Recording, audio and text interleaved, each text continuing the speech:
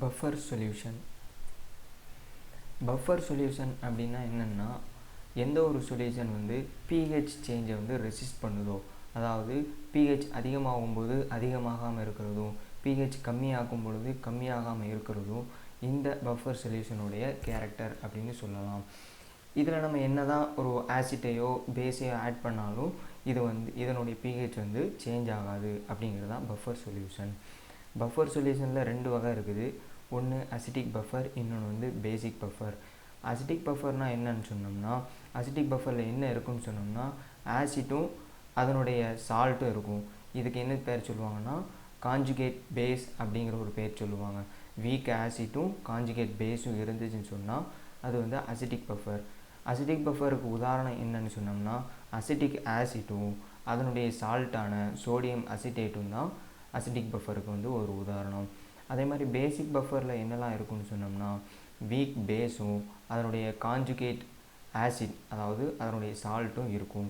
Example என்னென்னா ammonium hydroxide, அதனுடைய salt வந்து அமோனியம் குளோரைடு. இப்போ நம்ம வந்து 3 சொல்யூஷன் எடுத்திருக்கோம். ஒன்று வந்து வாட்டர், இன்னொன்று வந்து NaCl சோடியம் குளோரைடு, இன்னொன்று வந்து அசிட்டிக் ஆசிட் சோடியம் அசிட்டேட் இருக்கக்கூடிய ஒரு பஃபர் சொல்யூஷன். இந்த மூணு சொல்யூஷனுடைய pH ஸ்டார்டிங்கில் எப்படி இருக்குன்னு சொன்னால் pH 7, வாட்டருடைய pH வந்து 7, NaCl pH வந்து 7 இருக்குது. அசிட்டிக் ஆசிட் சோடியம் அசிட்டேட்டுடைய pH வந்து 4.7 இருக்குது. இப்போ இந்த இடத்துல நம்ம வந்து 0.1N பவர் உள்ள HCl வந்து 1 ml HCl நம்ம இந்த 3 சொல்யூஷன்லேயே ஆட் பண்ணுறோம். அப்படி ஆட் பண்ணும்பொழுது வாட்டருடைய pH வந்து என்ன ஆயிடுதுன்னு சொன்னோம்னா கம்மியாகிடுது, pH 3 மாறிடுது. அதே மாதிரி NaClலையும் அதை மாதிரி ஒரு சேஞ்ச் pH 3 ஆகிடுது. ஆனால் அசிட்டிக் ஆசிட் சோடியம் அசிட்டேட் அப்படிங்கிற பஃபரில் என்ன நடக்குதுன்னு சொன்னோம்னா 4.7 இருந்தது, கொஞ்சோண்டு கம்மியாகி 4.58 மாறி இருக்குது. கிட்டத்தட்ட அது வந்து ஸ்டேபிளாக தான் இருக்குது அப்படின்னு நம்ம சொல்லலாம். இதுக்கு பேர் தான் பஃபர் ஆக்ஷன் அப்படின்னு சொல்லுவாங்க. Buffer equation. பஃபர் ஈக்குவேஷனில் ரெண்டு வகை இருக்குது. ஒன்று அசிட்டிக் பஃபர், இன்னொன்று வந்து பேசிக் பஃபர். அசிட்டிக் பஃபரை நம்ம எப்படி டிரைவ் பண்ணுவோம்னா அசிட்டிக் பஃபரை நம்ம வந்து HA அப்படின்னு சொல்லுவோம். ஹெச்னா என்னென்னா நம்ம மேலே பார்த்த மாதிரி ஆசிட்டு, ஏங்கிறது காஞ்சுகேட் பேஸ் அல்லது சால்ட் அப்படின்னு சொல்லலாம். இதை ரெண்டையும் நம்ம பிரிக்கும் பொழுது H+ ஆகவும் A- ஆகவும் நமக்கு கிடைக்கிது. நான் ஈக்குவேஷன் க்ரியேட் பண்ணுவோம். KA, ஏங்கிறது அசிட்டிக் பஃபரை குறிக்குது. KA = H+ A- divided by HA அப்படிங்கிறது நமக்கு வந்து ஃபார்முலா. இப்போ இந்த இடத்துல நம்ம என்ன பண்ண போகிறோம்னா இந்த A- டிவைடட் பை HA இருக்குதுல்ல, இதை மட்டும் நம்ம அந்த பக்கம் கொண்டு போயிட்டு இந்த H+ மட்டும் இந்த பக்கம் வச்சுக்க போகிறோம். இது வந்து அந்த பக்கம் போகும்பொழுது இன்வெர்ஸ் ஆயிரும், அதாவது தலைகீழ் ஆயிரும். அப்படி தானே? நான் வந்து லெஃப்ட் அண்ட் ரைட்டு மாற்றி போட்டிருக்கேன், கவனிச்சுக்கோங்க. இங்கே இருக்க H வந்து H+ வந்து இந்த பக்கம் இருக்கும். அதே மாதிரி KA இது அந்த பக்கம் போச்சுன்னு சொன்னால் HA டிவைடட் பை A- அப்படி இருக்குமா? அதை இது இந்த பக்கம் கொண்டு வந்துட்டேன். KA × HA divided by A-. இப்போ நம்ம ரெண்டு பக்கமும் மைனஸ் லாக் ஆட் பண்ண போகிறோம். அப்படி லாக் ஆட் பண்ணோம்னா ஈக்குவேஷன் இப்படி தான் இருக்கும். மைனஸ் லாக் வந்து இந்த மொத்த ஈக்குவேஷனுக்கும் பொதுவான ஒரு விஷயமா இருக்கனால ப்ராக்கெட் போட்டிருக்கேன். இப்போ நம்ம இந்த மைனஸ் லாக் உள்ளே கொண்டு போகும் பொழுது KAக்கு ஒரு மைனஸ் லாக் வரும், HA டிவைடட் பை A- ஒரு லாக் வரும். அப்படி தானே? அப்படி வரும்பொழுது கீழே பார்த்தீங்கன்னா இந்த மைனஸ் லாக் என்ன சொல்லுவாங்கன்னா P அப்படிங்கிற ஒரு டொனேஷன் இதில் சொல்லுவாங்க. அப்போ நம்ம P பக்கத்தில் இருக்க PH அப்படிங்கிற ஒரு லெட்டர் கிடச்சிரும், ஒரு சிம்பிள் கிடச்சிரும். அதே மாதிரி இங்கே மைனஸ் லாக் இருக்குது, -KA இருக்குது. மைனஸ் லாக் KA அப்படிங்கிறத PKA அப்படின்னு நம்ம சொல்லிக்கலாம். அதே மாதிரி இங்கே பார்த்தீங்கன்னா உங்களுக்கு தெரியும், அங்கே நீங்கள் மைனஸ்ன்னு தானே சொன்னீங்க, இங்கே ஏன் ப்ளஸ் போட்டிருக்கீங்க அப்படின்னு கேட்டிங்கன்னா இங்கே உள்ள ஈக்குவேஷனையும் இங்கே உள்ள ஈக்குவேஷனையும் பாருங்கள். HA டிவைடட் பை A- இருக்குதா, இந்த பக்கம் A- டிவைடட் பை HA. அதாவது நம்மளுடைய இது டிவிஷனை வந்து இன்வெர்ஸாக மாற்றும் பொழுது மைனஸ் லாக் அப்படிங்கிறது ப்ளஸ் லாக்காக மாறிடும். அவ்வளோதாங்க equation. PH = PKA plus log into conjugate base. நம்ம மேலே வச்சுருக்க காஞ்சுகேட் பேஸ் தானே, காஞ்சுகேட் பேஸ்ன்னு A- சொன்னோம். அப்போ conjugate base divided by acid. இதுதான் வந்து அசிட்டிக் பஃபருக்கான ஈக்குவேஷன். அதே மாதிரி பேசிக் பஃபருக்கான ஈக்குவேஷன் என்னென்னா இங்கே HA போட்டோம், ஆசிட்டு காஞ்சுகேட் பேஸ் போட்டோம், இங்கே வந்து பேஸு காஞ்சுகேட் ஆசிட் போட போகிறோம்.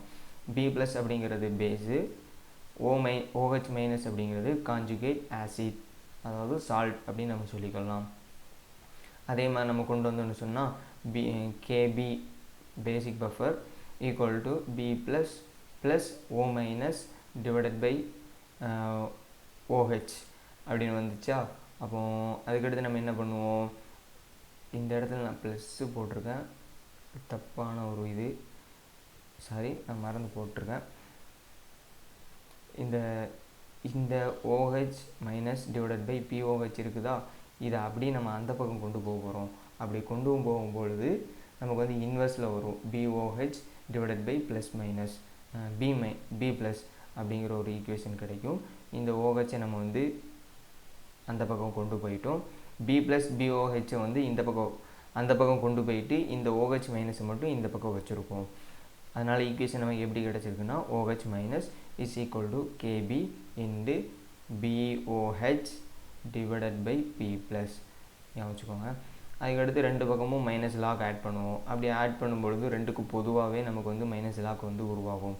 இந்த மைனஸ் லாக்கை வந்து உள்ளே ஆட் பண்ணும்பொழுது இந்த மாதிரி நமக்கு ஈக்குவேஷன் கிடைக்கும்.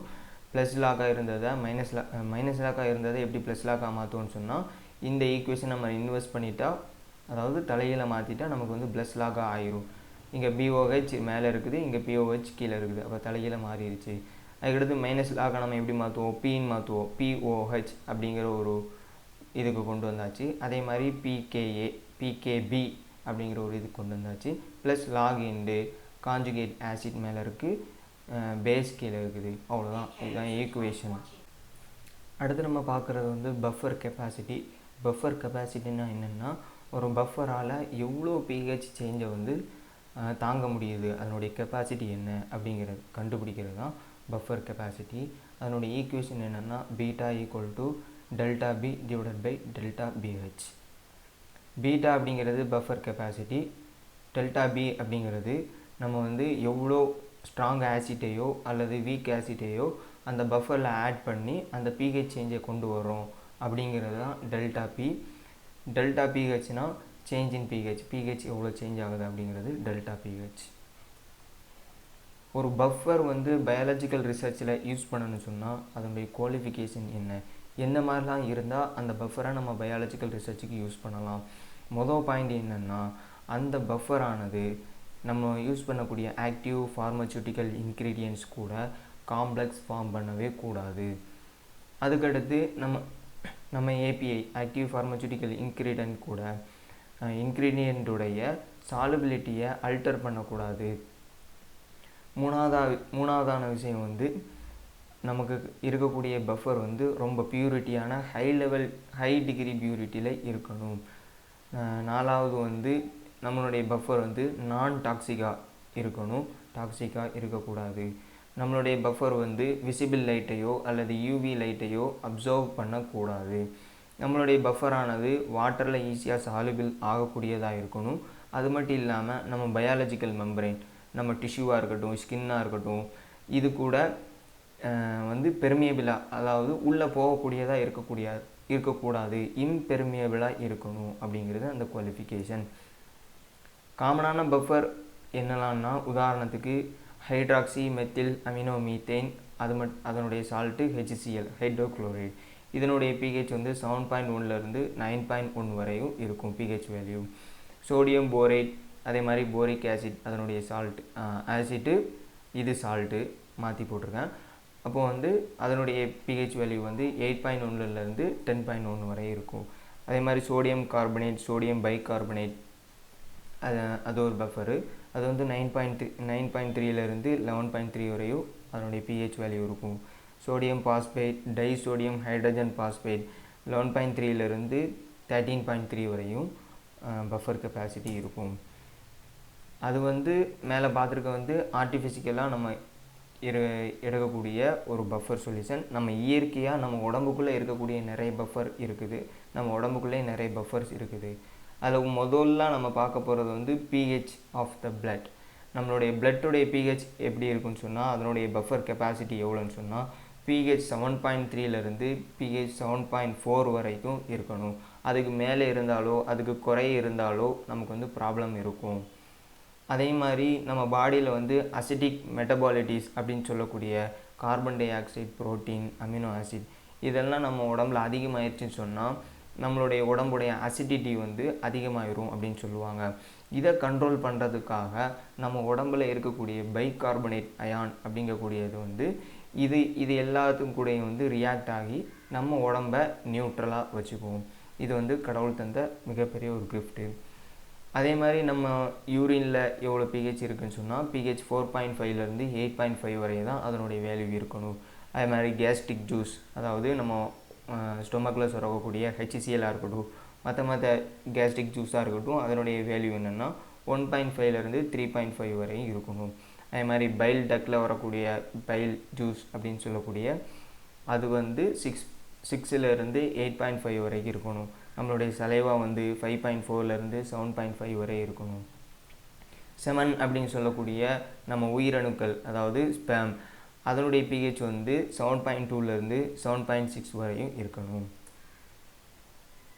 நம்ம ஃபார்மசியில் பஃபர் எதுக்காக யூஸ் பண்ணுறோம், அதனுடைய ரோல் என்ன அப்படின்னு பார்த்தோன்னு சொன்னால் சாலிபிலிட்டி அப்படிங்கிற கேட்டகரியில் பார்த்தோன்னு சொன்னால் ஃபெர்ரிக்கு, பாஸ்பேட்டு, போரேட்டு இந்த மாதிரி இன்ஆர்கானிக் சால்ட்ஸ் இதை மாதிரி இன்ஆர்கானிக் காம்பவுண்ட்ஸுடைய சால்ட் எல்லாமே வந்து அசிட்டிக் மீடியத்தில் வந்து சாலிபிள் ஆகும்.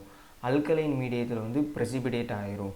நமக்கு வந்து சாலிபிள் ஆகணும் அப்படின்னு சொன்னால் இந்த இடத்துல நாம் வந்து அசிட்டிக் பஃபர் யூஸ் பண்ணணும். அப்படிங்கிறது வந்து அசிட்டிக் பஃபர் நம்ம கண்டிப்பாக இந்த இடத்துல நம்ம யூஸ் பண்ணி தான் ஆகணும்.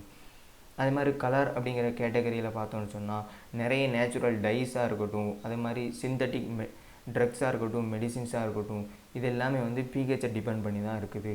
உதாரணமாக நம்ம சிரப்ஸ் இருக்குல்ல, சிரப்பில் வந்து செர்ரி ஃப்ளேவர், ராஸ்பெரி ஃப்ளேவர் இதெல்லாம் வந்து ரெட் கலரில் இருக்கணும். அப்படி ரெட் கலரில் இருக்கணும்னு சொன்னால் நம்ம வந்து அசிட்டிக் pHயில் இந்த சிரப்ஸை மெயின்டைன் பண்ணணும். அப்படி மெயின்டைன் பண்ணாமல் நம்ம அல்கலைன் மீடியத்தில் விட்டுட்டோன்னு சொன்னால் அந்த சிரப்பு எல்லோ கலர்லேயோ அல்லது கலர்லெஸ்ஸாகவோ மாறிடும். இந்த இடத்துல நமக்கு வந்து அசிட்டிக் பஃபர் வந்து தேவை உள்ளதாக இருக்குது.